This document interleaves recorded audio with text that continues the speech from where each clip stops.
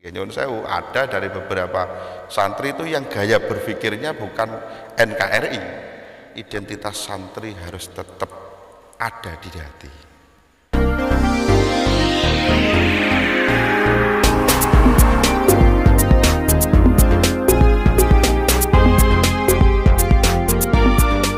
Assalamualaikum warahmatullahi wabarakatuh.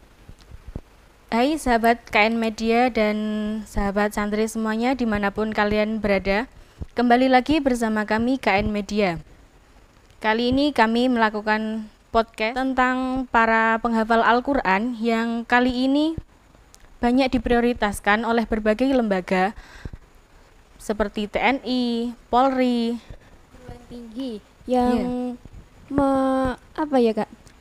memasukkan beasiswa dari para penghafal Al-Quran. Nah, kali ini kami mengundang narasumber langsung dari pengasuh Pondok Pesantren Nahdlatul Thalibin Al-Islamiyin.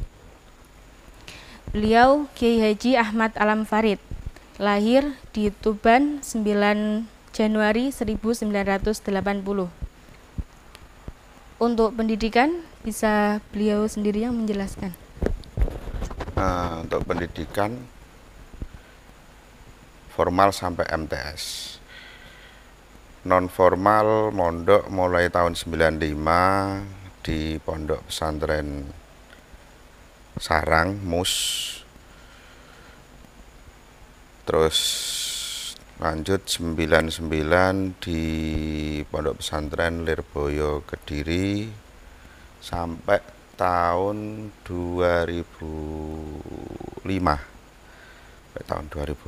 Ya, alhamdulillah sedikit merasakan studi belajar mondok di negara orang lain, yaitu di Yaman.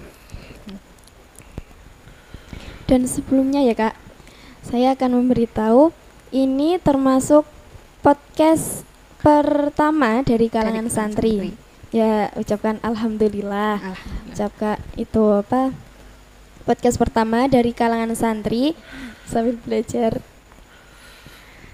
Tapi ini podcast kedua loh, Mbak. Ya, kemarin kan sudah pernah ada podcast.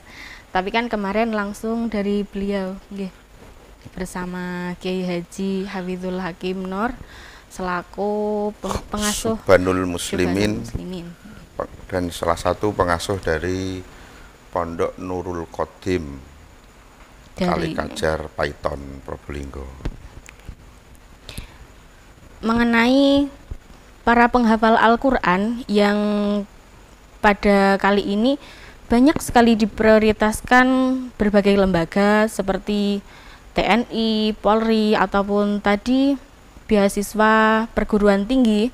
Kemarin pondok ini kan mendapat tawaran dari lembaga TNI untuk para penghafal Al-Quran.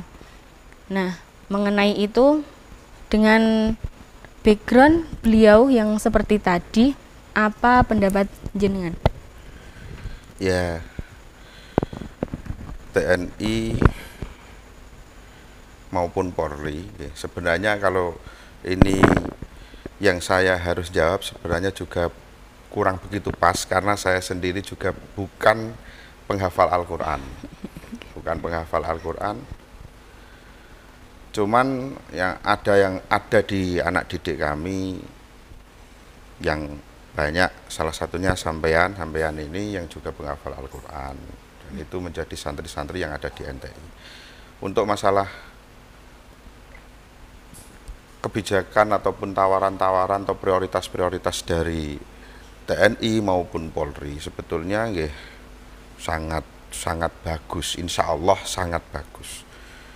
Semoga aja itu juga niatan yang memang tulus, bagus, untuk betul-betul kepingin mendapatkan berkah daripada Al-Quran. Semoga aja begitu, semoga aja. Cuman kami sendiri belum tahu persis apa yang dikehendaki dari TNI atau Polri ataupun dari, kalau lembaga-lembaga pendidikan mungkin maklum, karena berbeda dengan TNI Polri. Kalau TNI Polri adalah berhubungan dengan keamanan. Kalau TNI dan Polri itu berhubungannya dengan keamanan, keamanan negara, keamanan yang ada di Indonesia. Untuk penghafal Al-Quran, seandainya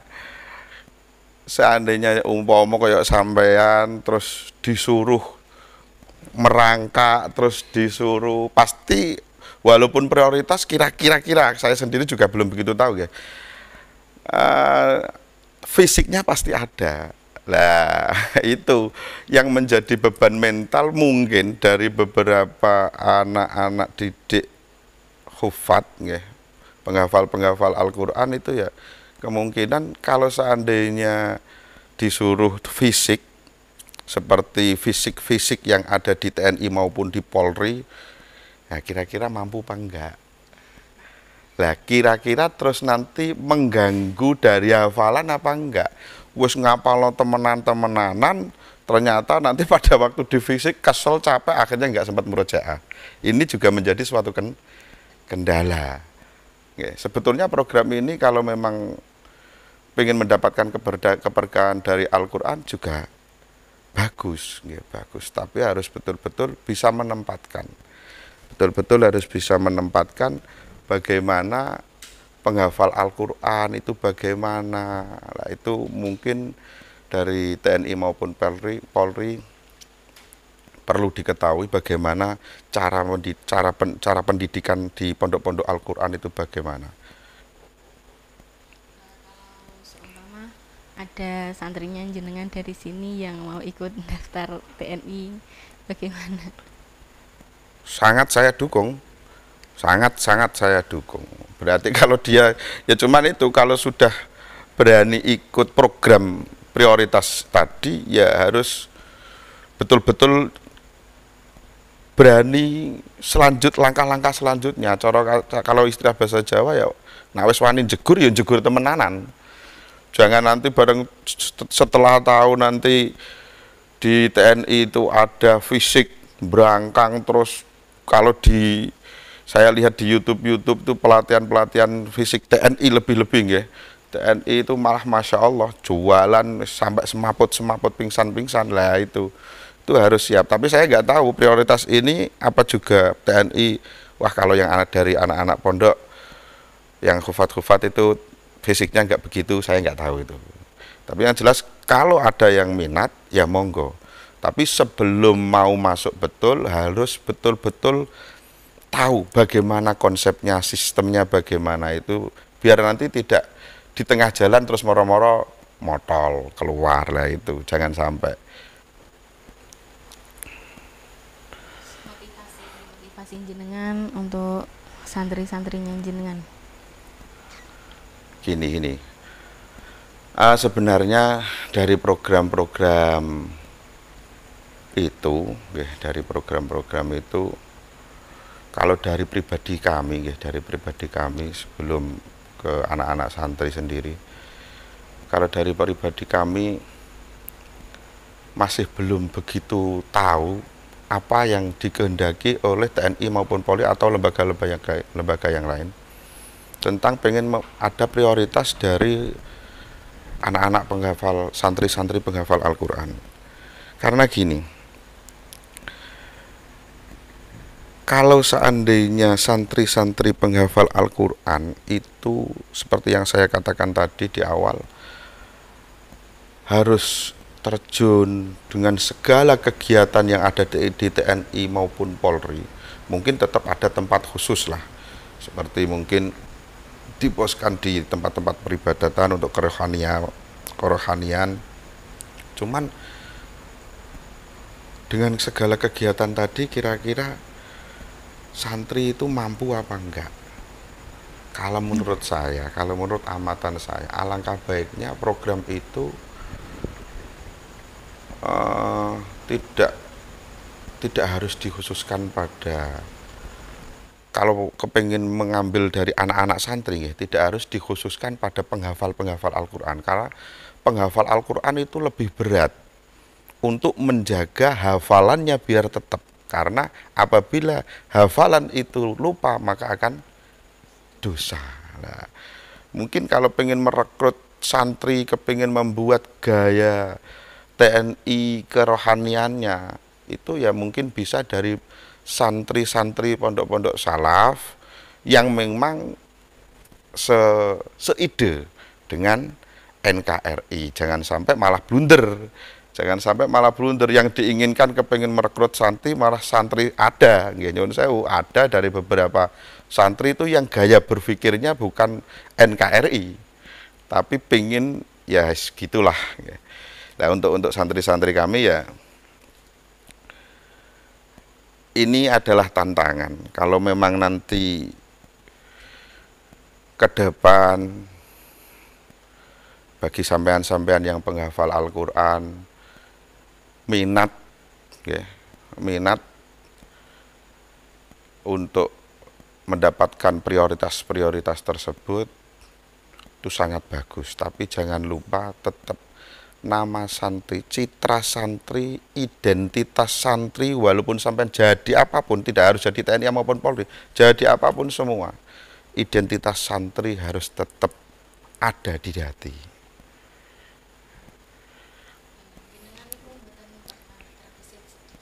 Khawatir ngoten nek menawi santri jenengan niku hafalan Al-Qur'an niku kepingin ngoten badhe daftar TNI kula tak ngafalke Al-Qur'an, jenengan nate khawatir napa mboten ngoten? Oh, enggak masalah. Seandainya ada anak-anak santri yang memang tujuan menghafal Al-Qur'an pengen nganut TNI, enggak masalah. Saya kira enggak masalah. Ya semua itu akan berjalan. Mungkin pertama ritmenya punya kepingin mendapatkan jabatan lah, tapi insya Allah dengan jalannya waktu, serawung, muasyarah di dalam pondok pesantren dengan gaya karakter pondok pesantren, insya Allah nanti berjalan beda. Tapi tidak banyak. Saya kira tidak cuma yang hafal Al-Qur'an, dari beberapa santri yang tidak penghafal Al-Qur'an mungkin pertama kesini kepengen jadi kiai atau kepengen jadi apa itu mungkin ya. Itu terkait tentang program ini, bisa jenengan bayangkan bagaimana kedepannya, apakah akan terus berlanjut atau bagaimana dampaknya? Ya, di dalam Al-Qur'an innallaha ya'murukum an tu'addul amanati ila ahliha. Kalau memang sesuai dengan porsinya, insya Allah berjalan aman-aman saja. Cuman namanya suatu negara itu kadang ada unsur politik, Lah ini kalau di tujuan dari beberapa segelintir orang yang menginginkan bagaimana, itu kemungkinan nggak akan berlanjut lama program ini. Tapi kalau memang kepingin mendapatkan keberkahan daripada Al-Qur'an, ya insya Allah sebenarnya kalau usulan pribadi kami nggak perlu, ya baguslah memberikan prioritas itu bagus. Cuman kalau pendapat pribadi kami, alangkah baiknya malah saya kepingin itu nanti satu peleton atau prajurit-prajurit yang baru mendapatkan pendidikan dasar di TNI maupun Polri, terus sesekali waktu mondok. Nah, langsung lah, biar bisa merasakan khas pondok, khas pesantren, juga biar bisa merasakan tausiah, ilmu-ilmu yang ada di pesantren. Kalau pengen karakter Islam Nusantara itu ada di pesantren, pondok-pondok salaf, pondok-pondok yang sudah lama itu. Ya seperti yang dikutip, the right man on the right place. Sesuatu itu kalau nanti tidak pada porsinya, itu juga tidak pada ahlinya, maka juga akan berabe ke depannya itu juga. Tapi kalau nanti sesuatu itu diserahkan pada ahlinya, nyuwun sewu, ahline sampean-sampean penghafal Al-Qur'an, kemungkinan menurut saya bukan berada di jajaran keamanan, tapi kongkon dungo lah. Nah, kongkon dungo. Kalau memang sampean diserahkan untuk menjadi keamanan negara, boleh, tapi keamanan bukan tentang fisiknya, tapi tentang doanya. Mungkin dari beberapa ulama tidak sependapat dengan ini. Ya, gini, namanya ulama itu suruh satu pendapat ya sulit. Ikhtilaful ulama itu rahmatun. Ya, ikhtilaful ulama rahmatun, tidak bisa mau sependapat. Mulai dari Nabi Adam sampai sekarang ya tidak bisa, beda pikiran, karakter beda, cara penilaiannya beda, dari mana penilaiannya beda, tetap ada. Kan gitu. Yang saya maksud mungkin dari yang tidak seide dengan kita, yang tidak seide dengan kita, mungkin malah lebih banyak yang hafal Al-Quran. Mungkin itu malah lebih banyak yang hafal Al-Quran. Dan di situ TNI dan Polri kalau memang tidak bisa menyaring betul, akhirnya malah blunder. Pengen menjadi benteng keamanannya, tapi malah menggerogoti. Karena sesuatu itu akan dirusak dari dalamnya sendiri. Nanti TNI kalau salah ya malah blunder sendiri maupun Polri. Makanya dari itu kalau kepengen mendapatkan keberkahan itu mending cah santrian TI dijak hataman. Nah, itu tapi saya sering tahu ada beberapa teman itu yang sering diundang di Polri maupun banyak sering untuk hataman Al-Quran, setiap hari satu hataman itu sering dilakukan oleh pemerintahan kita. Kan tadi kan banyak perbedaan pendapat ulama, ada yang sependapat, ada yang boten. Cara kita menyikapinya niku pripun? Yang jelas kita jangan menyalahkan. Tabayun. Kenapa beda? Beliau yakin punya alasan berbeda-beda. Terus akhirnya punya cara menghukuminya juga beda. Kita tabayun keng nopo kok mboten sependapat dengan niki, kita tabayun. Damai, ndak usah terus langsung diparani. Tabayun damai, insya Allah juga semua masalah akan terselesaikan. Dan perbedaan itu bukan merupakan masalah, Perbedaan itu bukan masalah, tapi karena perbedaan itu loh, akhirnya kita ini menjadi cerdas. Kita ini bisa menjadi cerdas. Tapi jenengan mendukung program niki kan? Ya kalau memang itu sudah diprogramkan ya tetap mendukung. Cuman ya itu, kita sebagai termasuk dari pesantren yang di sini juga ada tahfidzul Quran, punya usulan lah. Punya usulan. Ya tadi yang saya sampaikan, kalau tidak pada porsinya, atau nanti kalau memang ini kepingin mendapatkan keberkahan, ya alhamdulillah. Tapi kalau nanti ada unsur politik, ya itu nanti selanjutnya saya nggak tahu, wallahu alam. Saya yakin tidak akan berlangsung lama. Tapi yang jelas dari beberapa penghafal Al-Quran itu ada keberkahan yang tersendiri. Karena Al-Quran adalah firman Allah. Nah, dari santri Ponpes NTI napa sampun wonten dados? Gimana? Dari santri NTI apa ada yang sudah mendaftar? Nggih. Yang penghafal Al-Quran belum.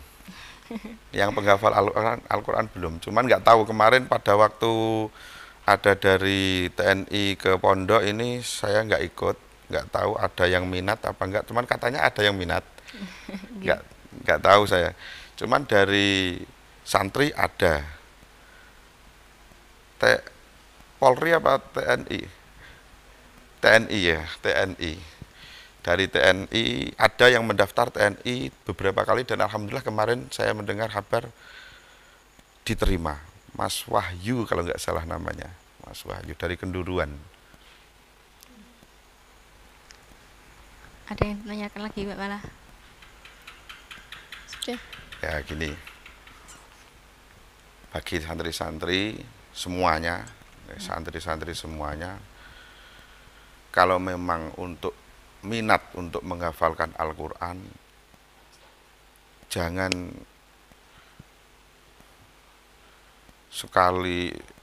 dibuat main-main. Jangan dibuat main-main. Saya pengen menghafal Al-Quran, terus ternyata di tengah perjalanan ada sesuatu, akhirnya terputus, tidak sampai khatam. Itu kalau bisa jangan. Ya. Kalau bisa jangan, karena sangat merugi. Bagaimana Al-Quran itu bisa membawa kita. Al-Quran itu bisa membawa kita di dunia maupun di akhirat. Jadi ya nak wis niat, nak wis jegur, ya jegur sampai tuntas. Sampai selesai. Apalagi sampean ini kok lulus nanti umur 20 langsung jangan terkecoh. Wis yakin saja nanti sebagai penghafal Al-Quran nanti akan mendapatkan jodoh yang terbaik. Ini problem kami, Kimbo curhat bawa. Ini problem kami bagi yang cewek-cewek, perempuan-perempuan biasanya kalau menghafal Al-Quran belum sampai selesai karena di daerahnya itu umur 20 sudah sangat tua untuk belum nikah, akhirnya wis nikah dhisik. Nah ini, dan tolong kalau sudah menghafal Al-Quran, jaga nilai-nilai Al-Quran dalam pribadi sampean. Santri-santri yang penghafal Al-Quran, nilai Al-Quran harus ada di dalam hati sampean. Jangan sampai hafal Al-Quran tapi moralnya tidak seperti apa yang ada di Al-Quran. Untuk memahami, kita sambil belajar, sering-sering baca tafsir, mungkin bisa dibantu dengan sering-sering mendengarkan dari beliau Gus Baha ataupun yang lain, Gus Koyum. Yaitu beliau termasuk pakar dalam tafsir Al-Quran. Ya itu yang jelas, mungkin titipan sedikit buat yang memprioritaskan tahfidzul Quran. Ya kalau memang itu betul-betul murni ingin mendapatkan keberkahan, monggo dilanjutkan. Program itu monggo dilanjutkan. Tapi kalau untuk sekedar politik atau gimana, ya jangan main-main dengan Al-Quran. Jangan main-main dengan Al-Quran. Itu. Pesan-kesan yang ingin disampaikan. Ya pesan kami untuk prioritas tadi, ya, jangan main-main dengan Al-Quran. Begitu juga bagi santri-santri yang penghafal Al-Quran, harus menghafalkan Al-Quran. Kalau sudah mau niat jegur, niat menghafal Al-Quran, lanjut sampai tuntas, sampai khatam 30 juz. Dan jangan sampai terkecoh dengan cobaan-cobaan yang lain. Itu saya yakin dari beberapa santri-santri banyak cobaan untuk bisa menghadapkan Al-Quran. Jaga identitas santri, jaga karakter yang ada di dalam Al-Quran, biar sampean bisa mendapatkan keberkahan dari Al-Quran tersebut. Dan untuk sahabat KN Media dan sahabat santri-santri semuanya, dimanapun kalian berada, ingat pesan yang telah disampaikan oleh Kiai Haji Ahmad Alam Farid tadi. Jika kalian ingin menghafalkan Al-Quran, jangan main-main, karena Al-Quran tidak untuk main-main. Dan untuk para penghafal Al-Quran, usahakan untuk menghatamkan 30 juz. Ibarat kata kalau sudah berenang ya sekalian basah. Dan terima kasih atas waktunya untuk Kiai Haji Ahmad Al-Ambari. Terima kasih waktunya dan terima kasih untuk semuanya. Sekian dari kami. Assalamualaikum warahmatullahi wabarakatuh.